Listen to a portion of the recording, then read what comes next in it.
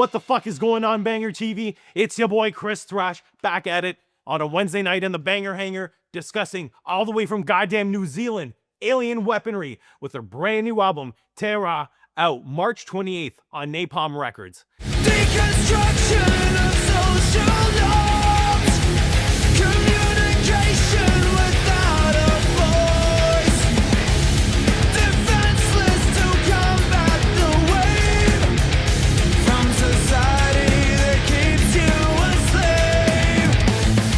Save yourself before it sucks you in. Disconnected, living outside your skin. There's thousand friends and yet you're all alone. Caught in the game, lost inside the unknown. There's thousand friends alone again. In case your knowledge of New Zealand and the Maori lore is limited to what you know from what Lego stole in the early 2000s from Bionicles, here's what you need to know. Dissolution of Alien Weaponry is a band that combines thrash metal with elements of their indigenous Maori heritage. Formed by brothers Lewis and Henry De Jong, or De Jong, I haven't figured that one out yet, apologies in advance. Their debut album, 2, in 2018, and their second album, Tangaroa, 2021, received widespread praise for its powerful blend of metal and cultural storytelling. Now, with their third studio album, Terra, let's see if they can keep that streak going. Terra, what the fuck is this album about? It's about their goddamn fucking sun god. In the cosmology of New Zealand's indigenous Maori people, the sun is represented by Tama Nui Terra, the god from whom Alien Weaponry's third album, Terra, derives its name. According to the story that's been passed down for generations, Tama Nui Terra was prone to racing across the skyline at such a hurried pace that the humans only had 1 hour's worth of sunlight to work on any given day. Something needed to be done. In stepped Maui, the great trickster figure who ambushed Tama Nui Terra, bound him with ropes, and beat him into slowing down. Now, let's get into what I really liked about this album.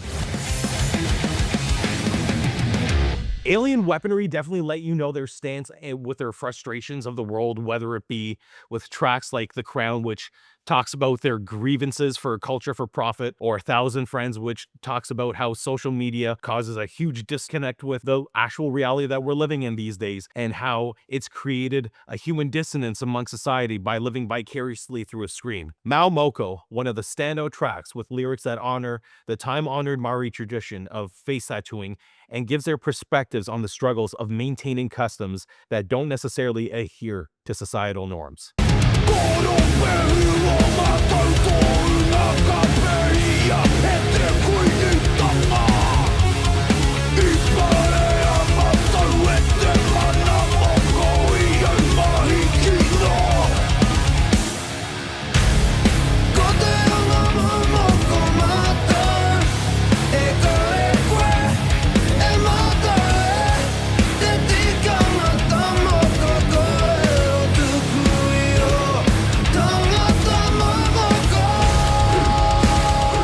Honestly, hats off to any artist that can blend vocal melodies flawlessly in multiple languages. And just as a listener of this album, you're better off listening to it without looking at the English translation. Just enjoy it in the Maori language.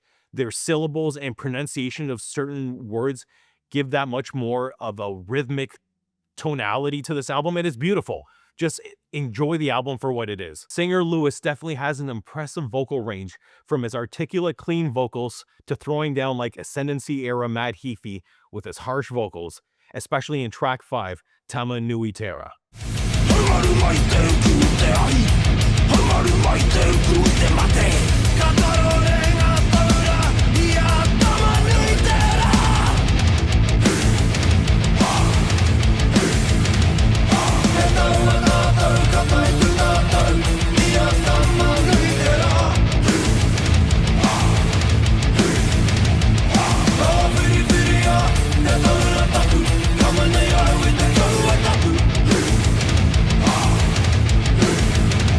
The Sunnyvale Shithawks, that's right, the assistant trailer park supervisor, Randy Bly of the Trailer Park Boys, You get him as a guest vocalist in this song. You get the best parts of him that you get. You get spoken word verses from him along with his harsh vocals later on in the song. It's a really cool fucking twist to the song that kind of just hits you with that right hook.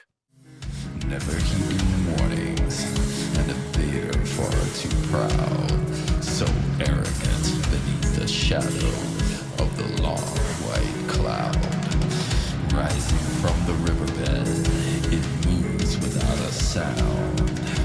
Now you die beneath the shadow of the long white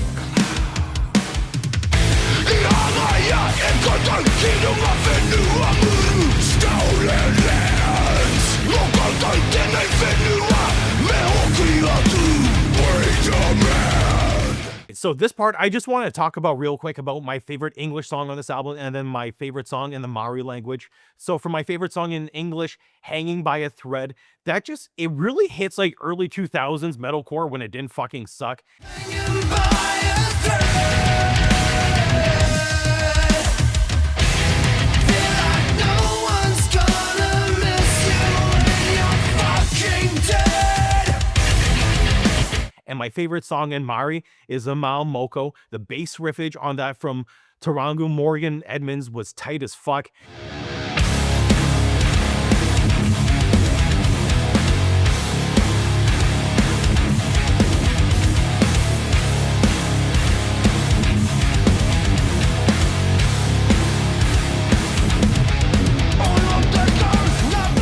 The song structures can be a little bit similar throughout several tracks, and you kind of know what you're getting on a song-to-song basis. I wouldn't mind seeing a bit more flash in the pans from a cool guitar solo or a bit more drum solos. Even in songs in Māori versus English, they felt way too similar in construction. There's a lot of mid-paced songs on this album without as much pedal to the metal as I would have liked to have heard. Myself to blame especially, it kind of felt like they were throwing the pacing of the album off a bit with a love ballad amidst an album that's talking about society's crumble, war, the struggle with cultural norms against living in modern society. I just didn't feel it fit that much. I've hurt you over and over again, and you don't deserve it. I'm done with the men I used to be. So as much as I enjoyed this album, and once again, I'd encourage a listener to just strictly listen to it in the Māori language and then look at the English translations afterwards. It's a great album. There's a lot of great hooks. There's a lot of great melodies on it. I just felt that a lot of these songs were a bit too mid-paced and you were getting the same song structure over and over. For that reason, I'm giving it a 3.8 out of 5 skulls. But here's the thing.